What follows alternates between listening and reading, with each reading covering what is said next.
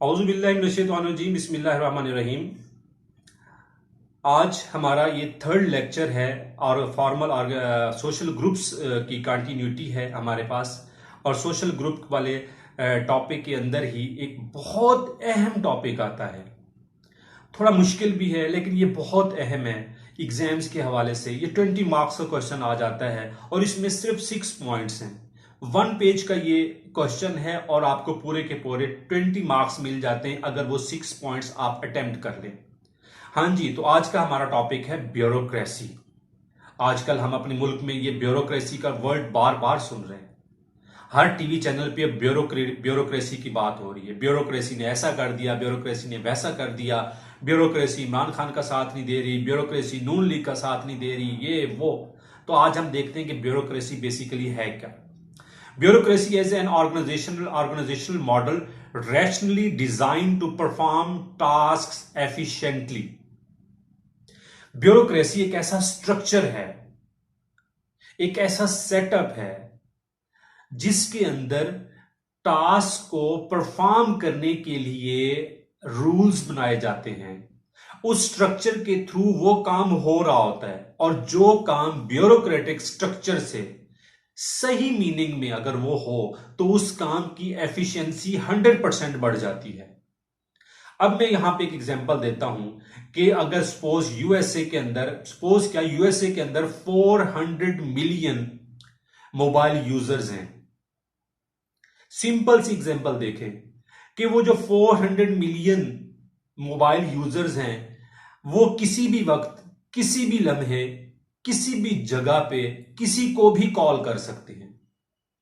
आपका नेटवर्क हमेशा exact person को, जिसको आप कॉल करना चाहते हैं, उसको जाके आपकी कॉल मिल जाती है। आप उससे बात करते हैं, बात करने के बाद आप अपनी कॉल डिस्कनेक्ट कर देते हैं। आप ट्रेवल कर रहे हैं, आप किसी हिल स्टेशन पे हैं, आप घर में बैठे हैं, आप यूनिवर्सिटी में हैं, आप अपनी ऑर्गेनाइजेशन में बैठे हैं, आप जिससे जिस वक्त चाहें जो बात करना चाहें कर सकते हैं।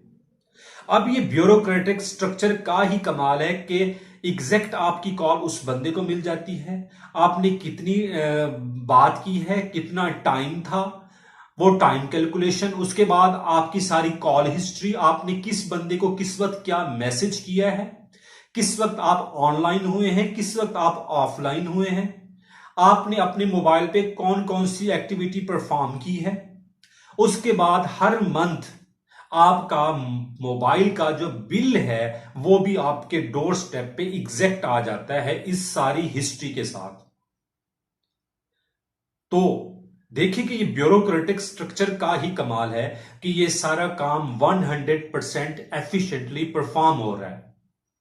अब इस काम को परफॉर्म करने के लिए बहुत सारे लोग हैं इस काम के पीछे।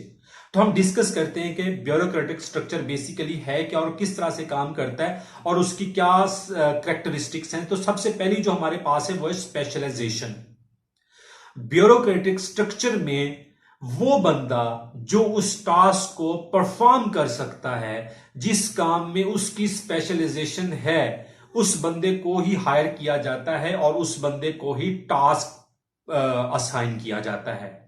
ये नहीं कि एक बंदा जिसका टेक्निकल बैकग्राउंड, कि जो मतलब मोबाइल की टेक्नोलॉजी के हवाले से जिसको अलिफ बे भी नहीं पता, और आप उस बंदे को असाइन कर दें उस ऑर्गेनाइजेशन में वो टास्क।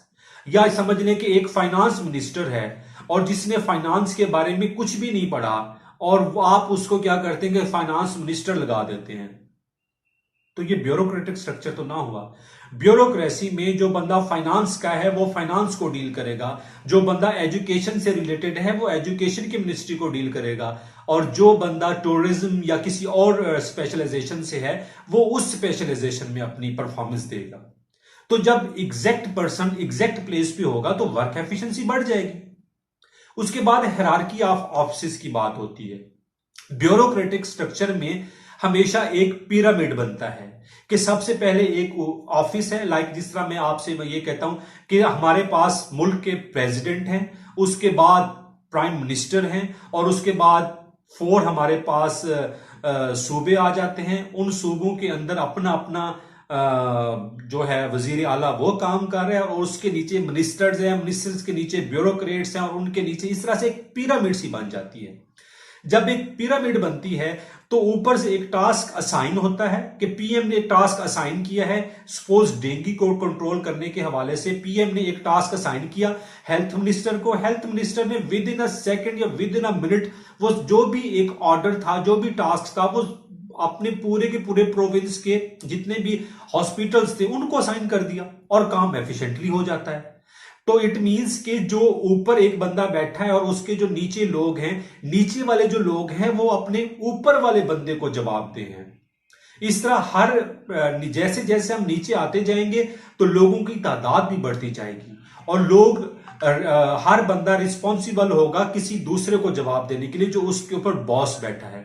तो इस तरह से जब स्पेशलाइजेशन भी हो गई और हायरार्की ऑफ ऑफिसेस भी हो गई, एक बंदे की तरफ से ऑर्डर दिया गया और ऑर्डर डिस्पर्स हो गया और आप सब ने जो रिपोर्ट को कंपाइल करके उस एक बंदे को ही आपने रिपोर्ट सबमिट करवानी है। उसके बाद written rules and regulations. Bureaucratic structure के अंदर रूल्स हमेशा रिटन होंगे, आप जबानी कलामी बात नहीं कर सकते। इसलिए जब भी हम गवर्नमेंट ऑफिस में जाते हैं हमको कितनी ज्यादा फाइल्स नजर आती हैं, पूरा का पूरा आपको लगेगा कि एक बहुत बड़ा कमरा है जिसमें सारी फाइल्स रखी हुई है। रिकॉर्ड कीपिंग के हवाले से हर चीज रिटन होगी और आपने जो भी कन्वे करना है, आपने किसी को ऑर्डर देना है, आपने किसी से लीव लेनी है, आपने किसी से अपना कोई बिल एक्सेप्ट करवाना है, वो जो कुछ भी है वो रिटन होगा। उसके बाद है टेक्निकल कंपिटेंस। टेक्निकल कंपिटेंस में यह है कि आपने एक स्पेशलाइज्ड बंदे को हायर तो कर लिया, वो उसने आके उस ऑफिस को ज्वाइन भी कर लिया, लेकिन वक्त के साथ साथ टेक्नोलॉजी में चेंज आता जा रहा है, नई नई चीजें आ रही हैं, नए नए सॉफ्टवेयर आ रहे हैं। तो क्या करता है कि ब्यूरोक्रेटिक जो स्ट्रक्चर है, जो पिरामिड है, वो अपने लोगों को टेक्निकल कंपिटेंसी देता है, उनकी वक्तन फवक्तन उनकी ट्रेनिंग करवाता है और उनको मुख्तलिफ किस्म के डिपार्टमेंट्स में भेज के उनका एक्सपीरियंस वहां से वो लोग गेन करते हैं ताकि वर्क एफिशिएंटली हो और वर्क पे कभी भी कंप्रोमाइज ना हो पाए। इसके अलावा इम्पर्सनैलिटी। इम्पर्सनैलिटी जो है ना, अगर इसकी उर्दू के मीनिंग देखें कि आपकी जो अपनी जात है या किसी की जो शख्सियत पसंदी है, जो बेसिकली ब्यूरोक्रेटिक स्ट्रक्चर में वो नहीं होता। कि अगर सपोज मैं किसी एक डेजिग्नेशन पे बैठा हुआ हूं और मेरे पास एक दोस्त आता है, या सपोज मैं जाता हूं किसी के पास, कोई एसपी है, वो मेरा क्लास फेलो है, मैं उसके पास जाता हूं और मैं कहता हूं कि यार मैंने ये काम करवाना है लेकिन ये काम लीगल नहीं है, तो वो बंदा क्योंकि एक ब्यूरोक्रेसी का एक पार्ट है, एक पुलिस डिपार्टमेंट का एक पार्ट है, वो शख्सियत पसंदी पे नहीं आएगा। वो कहेगा भी आप मेरे दोस्त हैं, क्लास फेलो हैं, लेकिन ये आपका काम लीगल नहीं है, मैं आपका ये काम नहीं कर सकता। इसलिए कहा जाता है कि जो ब्यूरोक्रेसी बिकम्स अ स्मॉल कॉग, एक आप उसके अंदर एक डब्बे के अंदर बंद है, एक जेल के अंदर बंद है, आप किसी की कोई हेल्प नहीं कर सकते। आप इंसानी हमदर्दी पे अगर उसकी हेल्प करना भी चाहें तो भी आप नहीं कर सकते। आपने हमेशा रूल्स एंड रेगुलेशंस को फॉलो करना है, आपने कभी भी उन रूल्स एंड रेगुलेशन की वायलेशन नहीं करनी। एक ब्यूरोक्रेसी में जो बंदा बैठा होता है वो सिर्फ अपनी ऑर्गेनाइजेशन से लॉयल होगा, वो किसी बंदे के साथ लॉयल नहीं होगा। और ब्यूरोक्रेटिक स्ट्रक्चर में ये होता है कि आप लाइक एक मशीन का एक पार्ट हैं। अगर आपने जॉब छोड़ दी तो आपका काम करने के लिए पीछे बहुत सारे लोग हैं, इसलिए ब्यूरोक्रेटिक स्ट्रक्चर में इजीली आप रिप्लेस हो जाते हैं और उस ऑर्गेनाइजेशन को कोई फर्क नहीं पड़ता। और लास्ट हमारे पास है फॉर्मल एंड रिटन कम्युनिकेशन, कि आपने कोई भी मैसेज कन्वे करना है, आपने पीएम ने कोई भी मैसेज देना है हेल्थ मिनिस्ट्री को, तो वो रिटर्न देगा। ये नहीं कहेगा कि मैं पीएम हूं तो मैंने जबानी कलामी कह दी है, वो रिटर्न देगा। वो रिटर्न आएगा हेल्थ मिनिस्ट्री के बाद, हेल्थ मिनिस्टर रिटर्न वो जो ऑर्डर है हर हॉस्पिटल को अलहदा अलहदा भेजेगा कि ये ऑर्डर आए हैं। उसके बाद जो भी उस हॉस्पिटल का एमएस होगा, जो भी इंचार्ज होगा, वो आगे वही ऑर्डर अपने बाकी जितने भी रिलेटेड डिपार्टमेंट्स हैं उनको रिटर्न में भेजेगा, वो भी जबानी कलामी बात नहीं करेगा। और उसके बाद जैसे जैसे नीचे जाते जाएंगे उस हायरार्की में, उस तरह से वो रिटर्न डॉक्यूमेंट नीचे जाएगा और जो उसकी रिपोर्ट होगी वो इस तरह से ही आहिस्ता आहिस्ता ऊपर आएगी। इट मींस कि उस हायरार्की को आपने फॉलो करना है। तो ये ब्यूरोक्रेटिक स्ट्रक्चर है, ये उसकी कैरेक्टरिस्टिक्स थी। अब आपको ये क्लियरली अंडरस्टैंड हो गया होगा कि किस तरह से एक मोबाइल नेटवर्क चलता है, कोई उसमें हमें इशू नहीं आता।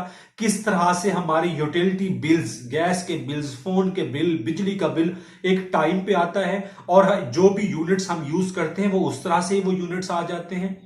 किस तरह से हमारी हेल्थ मिनिस्ट्री चल रही है, किस तरह से हमारी एजुकेशन मिनिस्ट्री चल रही है, ये सारा का सारा एक ब्यूरोक्रेटिक स्ट्रक्चर है।